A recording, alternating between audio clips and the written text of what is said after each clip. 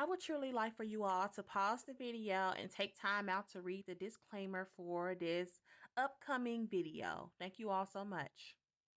Oh yeah. I hope everyone is doing well on today, tonight, wherever you may be, or whatever. So today we're gonna be watching part 41 of Who the Elf That I Married. So without further ado, let's jump right into it, you guys. Get everything set up and let's get it.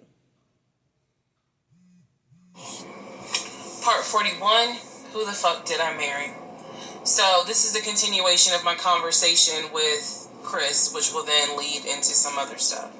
So Chris has confirmed that he has not spoken to Legion since 2015.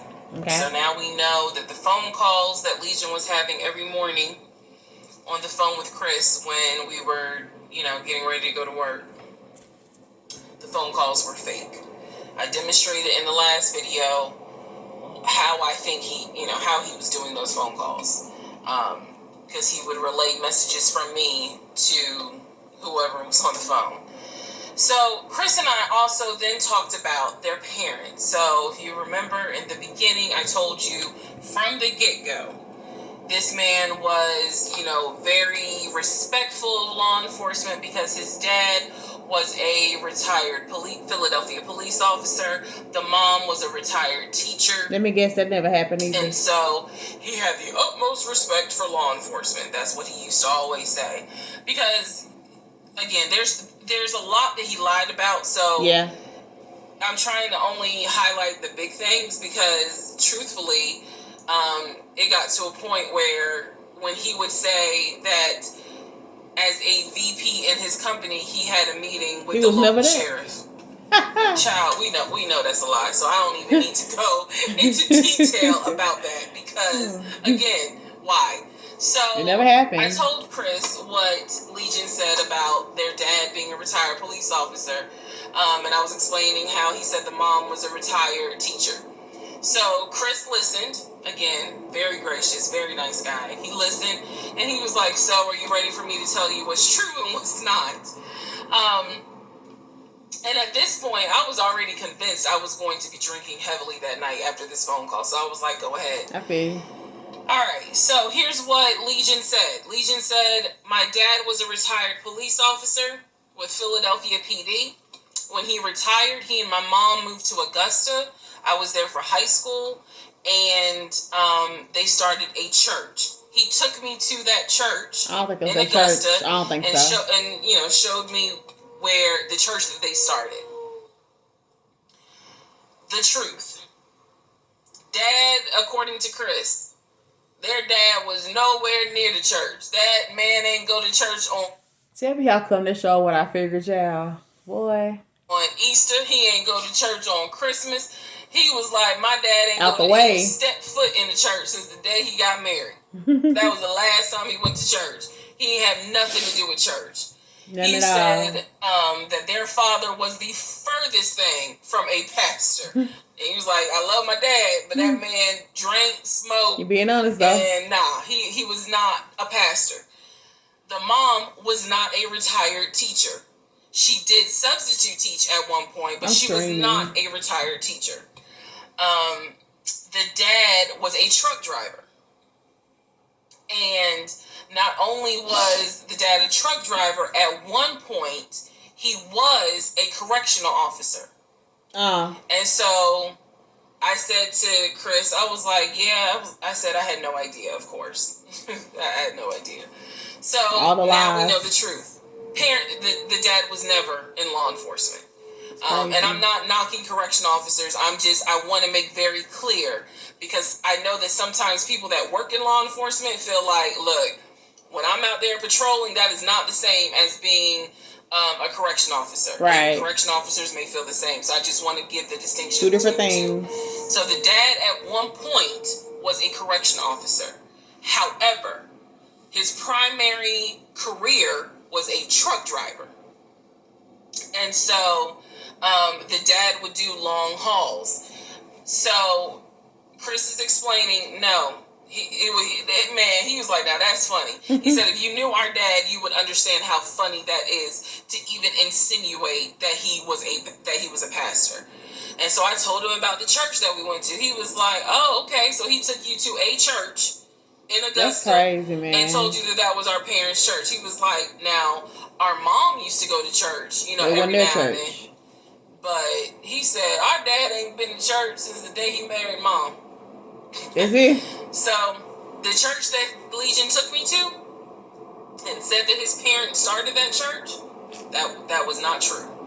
So, he just took me on a field trip for nothing. Like a cemetery. Basically. So, I told him about the weekend, because I did tell Chris where I worked. And that is when Chris said to me, because at the time I worked in a law enforcement agency, and he said to me, now how does that work? He said, because Legion, he done been in trouble a few times.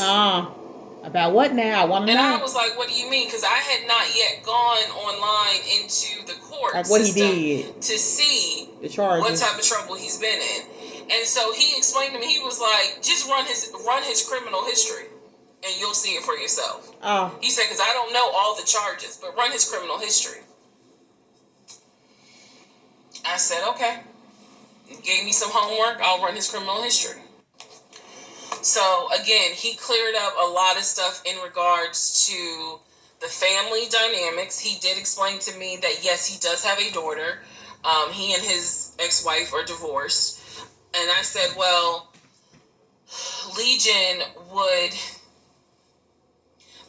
talk about the niece, meaning Chris's daughter, and would send her stuff for her birthday. And he was like, he said, I'm almost positive my brother never sent anything for my daughter's birthday. And I explained to him, I said, isn't your daughter's name Egypt? Let me guess not. He said, no. Who the hell is Egypt? And I said, I was told that was your daughter's name. That's the reason why I'm saying the name on here, because obviously we're about to confirm that's not the daughter. So I said, I was told that's your daughter's name. I said, I went with him to Rack Room Shoes and bought shoes for what I was told was your daughter. And she lived in St. Louis with your ex-wife. He said, no. He said, my daughter and my ex-wife do not live in St. Louis. He said, I don't know who Egypt is. He was like, are you sure it wasn't for a woman? And I said, well, it was kids' shoes. And he was like, no. Another woman's shoes? He said, and I told him, I said, I went to the UPS store, I mailed it, and it, they printed the label with the girl's name on it, and I'm thinking this whole time, it's Legion's niece. It's part of somebody, though. Chris is like, I don't know who that is. Another That's not even the name of one of our cousins. So I have no idea, ladies and gentlemen, who my ex-husband was buying girl shoes for. Another and woman had kid. me sending them, telling me it's for his niece. Somebody else now. That's I have no idea. So Chris is like, yeah, he finally said to me the same thing the ex-wife said, which is pretty much whatever he told you is a lie. Is a lie. Whole life is a lie. And I'm being honest with you guys. It is very hard to comprehend that everything is a lie. Like, there has to be something. Right, that's what I'm saying. I'm like, how was he paying? If he wasn't working at the condiment company, or he got fired from the condiment company, how was he still paying the bills? Keep in mind, we never joined our accounts. He wanted to, but we never did. That's a good job. Because he wouldn't show me the offshore the savings account, which of course never existed. So I'm just trying to figure out, like, I know that I saw his checking account. I know that I saw his savings account. It's got for somewhere. And he had money in there. Got it for somewhere. Something had to be true. Something had to be true. That's what I was saying. And Chris was like, no. He said, it sounds like everything my brother said, everything that he told you was made up. He said, those phone calls were definitely made up. He said, I don't know who Egypt is. That's not any family member of ours. I don't know who Shantae is. We don't have a sister. He said, we don't have half brothers. He was like, I'm telling you who the family members are. He said, I am so sorry that my brother put you through this. So now let's go into the next part. So comment down below and let me know how you all feel about this series, and I'll catch you all on the next video. Take care.